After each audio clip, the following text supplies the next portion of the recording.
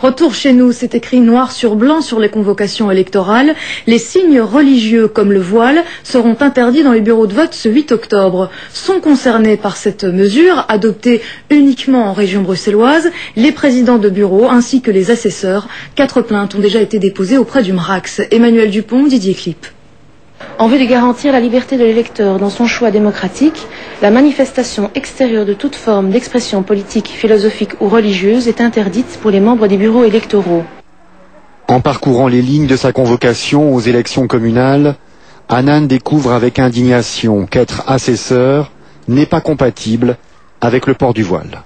C'est quelque chose qui fait partie de mon quotidien, donc ce n'est pas quelque chose que je vais mettre le 8 octobre, donc je ne vais en soi induire quoi que ce soit à personne, puisque c'est quelque chose qui fait partie de mon quotidien, je vis avec, je travaille avec, je fais mes courses avec, donc il n'y a absolument aucun problème. Et là on me demande d'être une autre personne ce 8 octobre et ça c'est inacceptable. Le ministre-président de la région bruxelloise, Charles Piquet, a demandé cet été au président de bureau de bannir tout signe religieux. La croix, la kippa, le turban. Mais en réalité, il n'existe aucune disposition légale relative à la tenue vestimentaire des membres de bureau.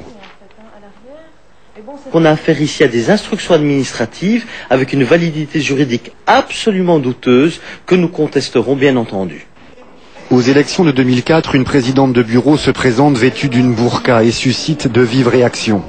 À la suite d'incidents, le ministre de Waals souligne alors que la présence de signes religieux est une menace à la liberté de l'électeur. Des propos aujourd'hui cautionnés par Charles Piquet et la bourgmestre de Forêt. L'attitude du ministre Piquet est très claire. Il y a le principe de neutralité, et la neutralité de son appartenance politique ou religieuse. Il y a aussi, nous sommes dans un état de droit, nous avons le principe des valeurs démocratiques et l'appartenance religieuse relève de la sphère privée. Aujourd'hui, Annan est partagée entre la volonté de remplir son devoir civique et celle de respecter sa religion. Comme 3 autres citoyennes bruxelloises, elle a décidé de porter plainte.